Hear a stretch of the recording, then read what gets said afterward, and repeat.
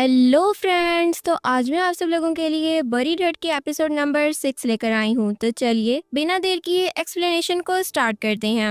Episode की शुरुआत में डोंगजू उसे जोर जोर से बोलता है कि वो पासवर्ड नहीं जानता है, लेकिन वो उसे बार बार पानी में डुबो कर उससे पासवर्ड उगलवाने की कोशिश कर रहे होते हैं। हॉस्पिटल में डॉक्टर एलियन के अलावा बाकी सबको भी डोंगजू के गायब हो जाने की खबर मिल जाती है और सिस्टर एंगनेस इस मामले में पुलिस से मदद भी लेना चाहती थी, लेकिन एल्डो का कहना था कि ये काम यो नाम के ससुराल वाले ज्यादा अच्छे और जल्दी से कर देंगे। उसके बाद डॉक्टर डोसू भी चेयरमैन को उसकी गुमशुदगी के बारे में बताने से मना कर देते हैं, क्योंकि उनकी अपनी तबीयत भी खराब थी। उधर डोंगजू बार बार मार खाकर भी समझाने की उनको कोशिश कर रहा होता है कि वो पासवर्ड नहीं जानता है, लेकिन वो लोग भी लगातार उस पर मारपीट करते ही जा रहे होते हैं। गुंडों का हेडफोन करके जैंगसियन को भी ये बता देता है कि वो पूरी रात मार खाकर भी पासवर्ड नहीं बता रहा है।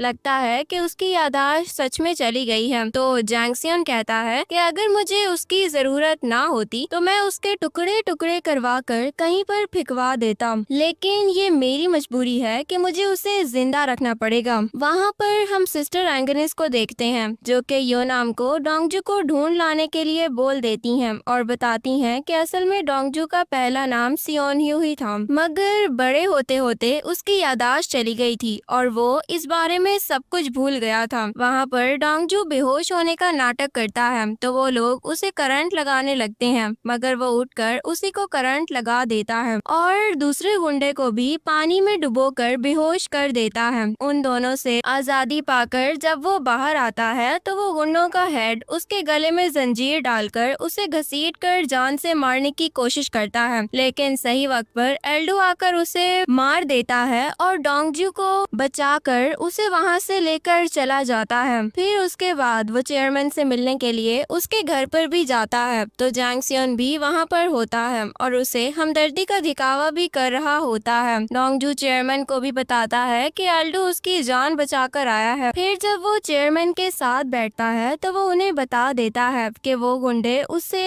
अगवा करके उसे स्विस अकाउंट का पासवर्ड मांग रहे थे। जैंगसियन कहता है कि मेरे स्विस अकाउंट का पासवर्ड भला डोंगजू के पास क्यों होगा? उन गुंडों को जरूर कोई गलत फहमी हुई होगी, इसीलिए उन्होंने गलत आदमी को उठा लिया होगा। उसके बाद चेयरमैन जैंगसियन और एल्डो का भी बहुत शुक्रिया अदा करते हैं कि वो लोग डोंगजू को गुंडों से बचाकर यहाँ पर ले आए हैं। चेयरमैन अब इस मामले को पुलिस तक ले जाना चाहते थे, लेकिन एल्डो मना करके कहता है कि डोंगजू के किडनैप होना कोई सीधा सीधा मामला नहीं लगता है। पहले भी मैंने इसके जिस्म पर गोली का निशान देखा था, जरूर किसी ने इसकी जान लेने की कोशिश की है, इसलिए उसको गोलियां मारी थी और उसी हादसे के बाद से उसकी याददाश्त चली गई थी। चेयरमैन भी ये सुनकर हैरान होते हैं और डोंगजू अपने गोलियां लगने का निशान दिखाता है और कहता है, मैं पुलिस की मदद नहीं लेना चाहता हूँ, क्योंकि मुझे मारने और अगवा करने वाला स्विस अकाउंट का पैसा हासिल करना चाहता है तो जरूर उसकी पहुंच बहुत ऊपर तक होगी, इसीलिए मुझे किसी की कोई जरूरत नहीं है, मुझे किसी पर भरोसा भी नहीं है। मैं खुद ही याददाश्त वापस आने पर अपने कातिल को पहचान लूंगा। चेयरमैन कहते हैं कि तुम्हारी याददाश्त बचपन में भी ऐसे ही चली गई थी, तो फिर वापस कैसे आई थी? तो वो पूछता है कि ये बात आपको किसने बताई है? तो वो बताते हैं कि तुम्हारी बहन ने हमें ये बातें बताई हैं, तुम उससे मिलोगे तो शायद तुम्हें कुछ याद आ जाए। तभी सेक्रेटरी गोंग चाय लेकर डोंगजू को सियोनहू कहकर नाम से पुकारती है और उसको कहती है कि तुम भी चाय पी लो। तभी डोंगजू उनसे कहता है कि अब से आप मुझे डोंगजू ही बुलाया करें, भले ही ये मेरा नाम मुझे अपना अपना नहीं लगता है, लेकिन मुझे फिलहाल इसी की जरूरत है। चेयरमैन कहते हैं कि अब से डोंगजू को घर पे ही रखकर इसका इलाज किया जाएगा, ताकि इस पर फिर से कोई भी खतरा ना आए। उसके बाद जैंगसियन एल्डो से पूछ रहा होता है कि तुम तो खुद डोंगजू के कातिल हो ना, तो फिर डोंगजू के सामने बैठकर उसके सामने गोलियां मारने वाली बात का जिक्र तुमने क्यों किया था? इस तरह भड़काने से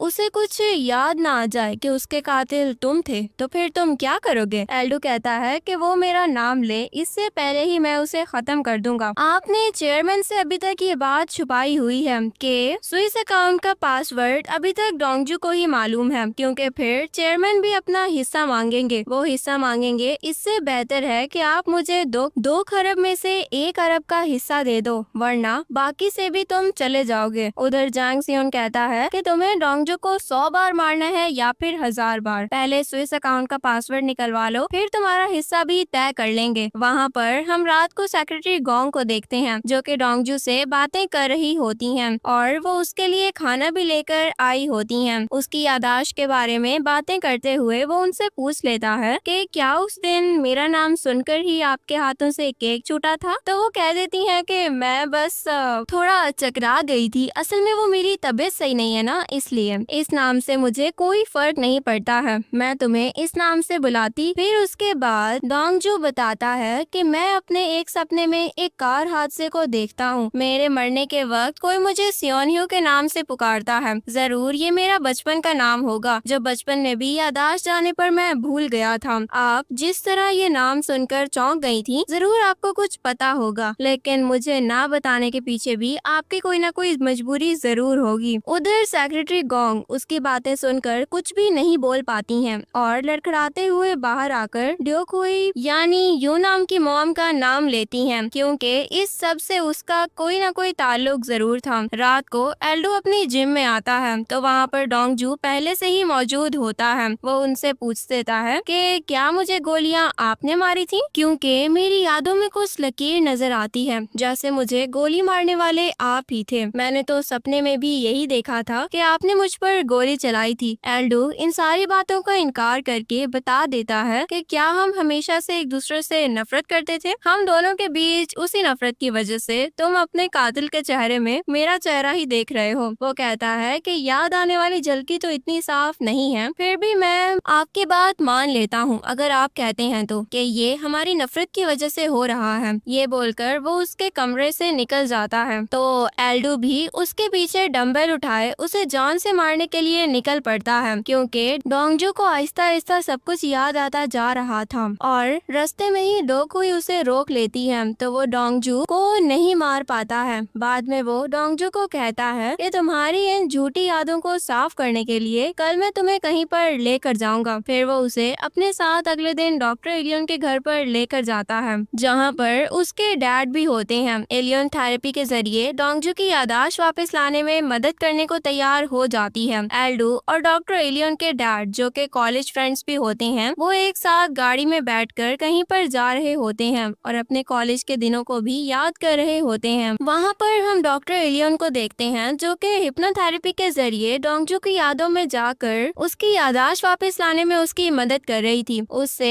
एक कार में एक छोटा सा डॉग पड़ा हुआ नजर आ रहा था जिसका रंग वो पहचान नहीं पा रहा था। उसके अलावा बाहर बहुत ज्यादा बारिश हो रही थी और गाड़ी में कोई और भी था जो कार चला रहा था। गाड़ी के पीछे एक छोटी सी बच्ची भी थी जो कि सो रही थी, जो कि बारिश के बावजूद बहुत सुकून में थी। लेकिन इसके अलावा कुछ और देखने पर डोंगजू बहुत ही ज्यादा बेचैन हो जाता है तो डॉक्टर एलियन उसे सुलाकर उस पर चादर डाल देती हैं और वहां से चली जाती हैं। वहां पर एल्डो जांग सियोन को फोन पर बता देता है कि वो डोंगजू की यादाश्त वापस लाने के लिए हिप्नोथेरेपी करवा रहा है। जांग सियोन ये सब कुछ सुनने के बाद गोयोन के सामने एल्डो को नकारा और निकम्मेपन की बुराइयां भी कर रहा होता है, क्योंकि हिप्नोथेरेपी वाला आइडिया उसके मुताबिक बकवास था। ग्योह्यून कहता है कि डोंगजू की यादाश्त सदमे लगने की वजह से ही गई है, तो वैसा ही कोई और सदमा उसकी यादाश्त को वापस ला सकता है। ये आइडिया उसे भी अच्छा लगता है तो वो कहता है कि अपने अकाउंट की खातिर तो मैं डोंगजू पे हथौड़े भी मार सकता हूँ, सदमा देना तो बहुत ही मामूली सी बात है। उधर डॉक्टर एलियन वापस आकर डोंगजू को देखती हैं तो वो सदमे की वजह से डरा हुआ होता है और एक कोने में बैठा हुआ होता है। वो उसे फिलहाल अकेला छोड़ देती हैं क्योंकि वो कुछ याद करके डर गया था। इतने में यो नाम को फोन आता है और वो उसे बताती है कि वो डोंगजू को उसकी बहन सिस्टर एंगनेस से मिलवाना चाहती है ताकि उसकी यादाश्त वापस लाने में थोड़ी सी मदद मिल सके। उसके बाद डॉक्टर एलियन डोंगजू से भी इस बारे में बात करती हैं कि वो अपनी बहन सिस्टर एंगनेस से मिलने चले, जिस पर वो भी राजी हो जाता है। वहीं पर यो नाम के साथ गाड़ी में बैठकर सिस्टर एंगनेस से मिलने के लिए वो दोनों चल पड़ते हैं। उसके बाद यो नाम के हाथों पर बने और अपने हाथों पर बने एक जैसे टैटू को देखकर वो कुछ याद करने की कोशिश कर रहा होता है कि ये सब उनके प्यार की निशानी थी। वो दोनों एक दूसरे की आंखों में देखने लग जाते हैं, मगर फिर सफर जारी रखते हुए वो दोनों सिस्टर एंगनेस से मिलने के लिए चले जाते हैं। वो एक गाड़ी से निकलकर कर बाहर आती हैं और सड़क की दूसरी तरफ से डोंगजू को देखकर खुशी के मारे हाथ हिलाती हैं। डोंगजू भी उनकी तरफ देख रहा होता है। वो दौड़कर उसके करीब आती हैं तो अचानक से एक तेज रफ्तार ट्रक वहाँ पर आ जाता है और उन्हें टक्कर मारकर कुचल देता है। दोनों सदमे के मारे कुछ पल वहीं पर ठहर ही जाते हैं क्योंकि उन्हें अभी तक यकीन ही नहीं आता है कि अभी यहाँ पर क्या हुआ है। यो नाम तो भागकर सिस्टर एंगेनिस को देखने के लिए चली जाती है, जबकि डोंगजू बड़ा सदमा लगने की वजह से वहीं पर जम गया था और उसे अचानक से हर पुरानी याद अपनी आंखों के सामने